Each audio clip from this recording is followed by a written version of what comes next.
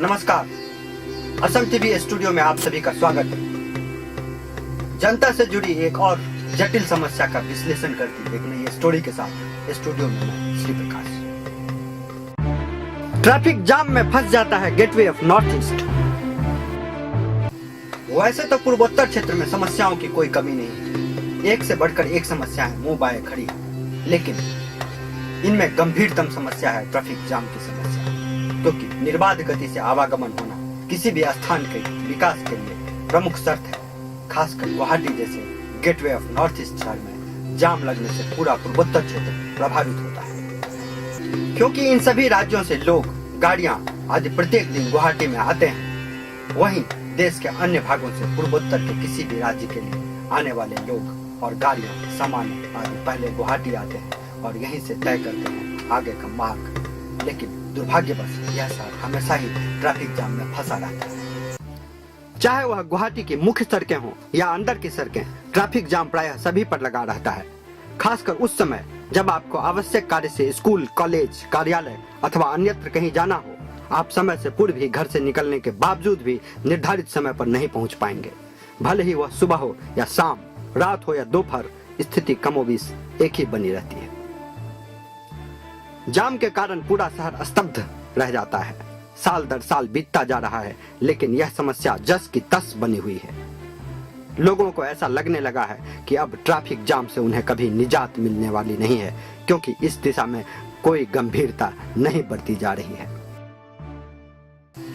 दरअसल किसी भी समस्या का तब तक समाधान होना संभव नहीं है जब तक उस समस्या की जड़ में जाकर उसके कारणों का पता नहीं लगाया जाता। लेकिन दुर्भाग्यवश हमारा शासन और प्रशासन इस समस्या के कारणों का पता लगाना नहीं चाहता। आइए आगे पड़ताल करते हैं ट्रैफिक जाम के कारणों का। गुवाहाटी शहर में बड़ी तेजी से जनसंख्या बढ़ती जा रही है और इसके साथ ही यहाँ बढ़ती जा रही है वाहनों की संख्या। चाहे वह पूर्वोत्तर के सुदूर राज्यों का निवासी हो या असम के किसी गांव का, गुवाहाटी शहर में घर बसाने का सपना सबके मन में रहता है।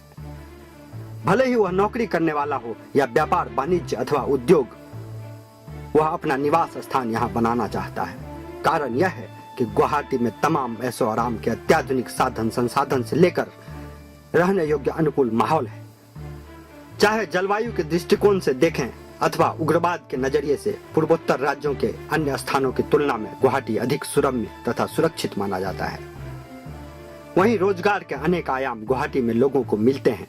इसके साथ ही प्रत्येक दिन लाख की संख्या में गाड़ियां पूर्वोत्तर राज्यों से लोगों को गुवाहाटी में न्यायालय, व्यापार आदि के कार्यों से लेकर आती है। ऐसे में स्वाभाविक रूप से यहाँ की सड़कों पर भीड़ बढ़ जाती है। गुवाहाटी में लोगों की इस बढ़ती हुई भीड़ को नियंत्रित करने का गुवाहाटी यातायात पुलिस का न तो तरीका कारगर है और न ही इच्छा शक्ति प्रबल। यह एक प्रमुख कारण है जाम की समस्या के उत्तरोत्तर जटिल होते जाने का। आइए जाम के और भी कारणों पर स्टोरी में आगे गौर करते हैं। निचले असम समेत देश के अन्य भाग से गुवाहाटी पहुंचने के मुख्य मार्ग पर स्थित सरायघाट पुल की अवस्था अत्यंत जीर्ण होने के कारण इस पर मरम्मत का कार्य प्रायः चलता ही रहता है और पुल के दोनों ओर अक्सर जाम लगा रहता है।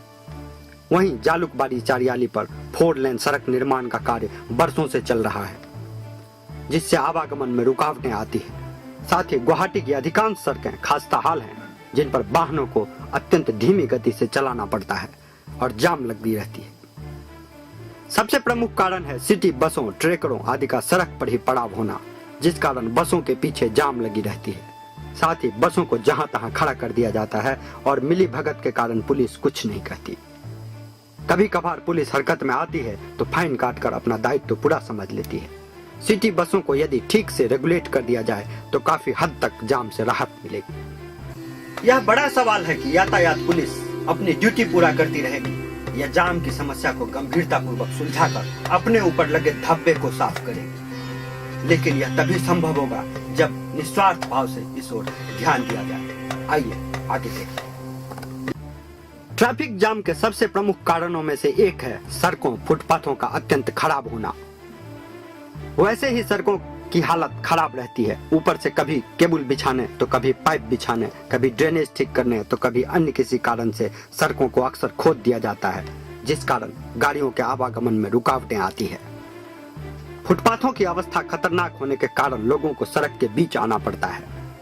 वहीं ज्यादातर सिटी बसों को बस मालिक कॉन्ट्रैक्ट में दे देते हैं और अंधी प्रतिस्पर्धा में ड्राइवर बसों को जहां तहां रोकते हैं। साथ ही ज्यादातर सिटी बस चालक ट्रेंड नहीं रहते हैं और सिटी में दुर्घटनाएं करते हैं, जाम लगाते हैं। इनके अलावा ट्रैफिक सिग्नल भी जाम का एक प्रमुख वजह बन रही है। आरजी बरुआ रोड में पहले कभी भी जाम नहीं लगता था, लेकिन जब से जू नारंगी तिनाली में सिग्नल लाइट लगा तब से यह सड़क सदैव जाम रहता है। ऐसी अवस्था पूरे शहर में है। इसे मैनुअली ऑपरेट करने की जरूरत है।